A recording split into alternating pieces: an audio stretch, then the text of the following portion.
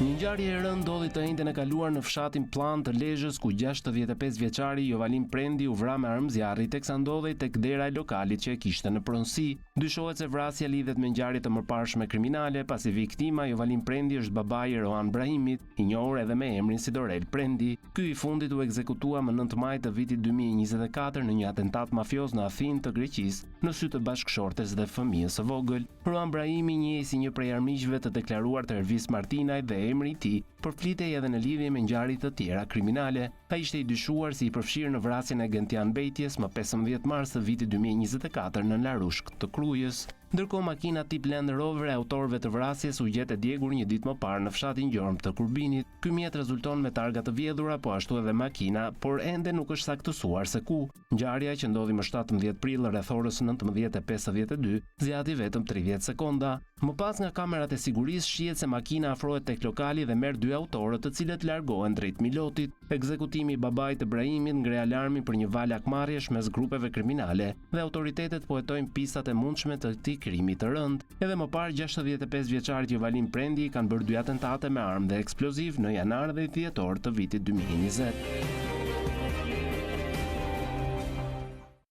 Prezantoj panelin për sonte me mua është Arbin Hajdarmata, ish drejtuesi i lartë i Policisë së Shtetit. Mirëmbrëma. Mirëmbrëma. Mirë se erdhët Eugen Beci, ish prokuror i krimeve të rënda. Mirëmbrëma, mirë se u gjeta. Mirë se erdhët Zyltar Breku, gazetar, pedagog. Mirëmbrëma. Faleminderit. Mirë se erdhët Klajdi Bodli, gazetar Syri TV.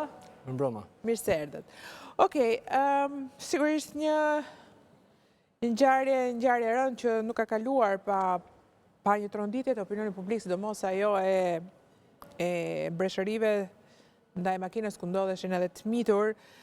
Klajdi, fillojmë bashk, fillojmë me ngjarjen e parë gjithsesi, pasi duket sipas një pistat paktën që 2 ngjarjet janë të lidhura.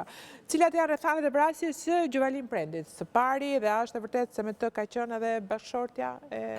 Po, atëherë vrasja e Jovalin Prendit ka ndodhur në të njëjtën ditë që u bë dhe atentati ndaj 4 mitrëve në Tiranë, në Lundër, paktën policia po heton ka një pistë kryesore, atë të shkuarës së djalit të tij, Rohan Brahimi, që njihej edhe me emrin si Dorel Prendi. Në momentin e ekzekutimit, zoti Prendi ka qenë në lokalin e tij që ndodhej në Plan të Lezhës dhe ka qenë dhe bashkëshortja e tij në atë moment. Ka qenë 2 persona që kanë zbritur nga mjeti, i cili paktën deri më tani rezulton që ishte vjedhur në Peqin, por një prej tyre ka qelluar me armë zjarri drejt zotit Prendi, ai ka qenë i ulur në kafe në një tavolinë me një person tjetër, por fatmirësisht personi tjetër nuk ka pësuar dëmtime, më pas autorët janë larguar e gjithë ngjarja ka ndodhur për rreth 30 sekonda, gjithë ekzekutimi ka ndodhur për 30 sekonda dhe më pas autorët janë larguar dhe mjeti siç ndodhi rëndom të zgjetur i djegur në fushë Gjormë. Megjithatë, paktën pista kryesore ku është përqendruar për momentin, policia është ajo e Hakmanis për shkak të shkuarës së Rohan Brahimit. Megjithatë, po hetohen gjitha pistat dhe dyshimet janë që autorët kanë qenë vrasës me pagesë. Paktën këto janë devizat e para të hetimit të policisë së Lezhës. Megjithatë, familjarët e zotit Prendi deri në këtë moment nuk është se kanë dhënë për policinë ndonjë dhënë që mund ndihmojë më tej për hetimin. Gjithashtu edhe bashkëshortja e Rohan Brahimit nuk është se ka dhënë ndonjë deklarim që mund ndihmojë në lidhje me këtë hetim. Madje duke lidhur hetimet e të dyja ngjarjeve është shprehur se nuk ka konflikte me persona të tjerë dhe nuk është se ndjehet e kërcënuar, por ka pasur kërcënime për shkak të shkuarës së ish bashkëshortit të saj.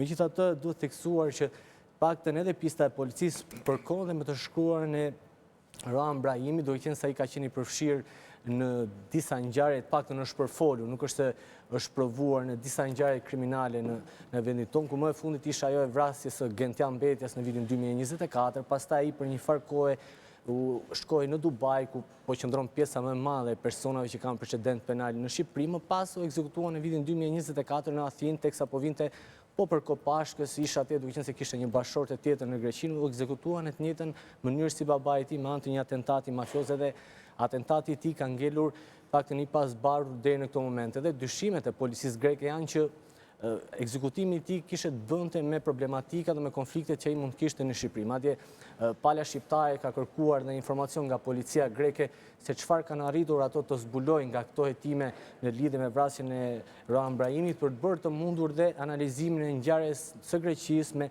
vrasjen e babait të tij pak ditësh për të kuptuar lidhjen dhe dinamikat, por dhe ndoshta për të bërë të mundur zbardhjen e ngjarjes. Siç e thash, policia dyshon që ekzekutorët kanë qenë me pagesë, edhe për shkak të mënyrës se si është bërë vrasja për 30 sekonda, është kryer krimi, dhe dyshohet se ato e kanë ndjekur për disa kohë zotin Prendi, për shkak se pak të nga burime kemi mësuar që ai për disa kohësh kishte dalje të kufizuara, qoftë për të ruajtur për shkak të frikës që kishte për këtë ngjarje të rëndë që ndodhi, por edhe për shkak se kishte pasur probleme shëndetësore dhe për disa kohë kishte qenë në spital dhe ishte kuruar për një sëmundje që kishte, dhe më pas ka pasur dalje të kufizuara, por dhe policia dyshon që me gjithë to dalje të kufizuara, autorët e kanë ndjekur dhe kanë ruajtur pikërisht momentin që ai ka dalë në lokalin e tij. Ndoshta aty ai ndjej më i sigurt së bashku me bashkëshortet, duke qenë se kishte në pronësi të tij, dhe në atë moment ato e kanë ruajtur, e kanë goditur dhe më pas janë larguar. Tipike një vrasje mafioze, dhe mjeti është gjetur i djegur pak kilometra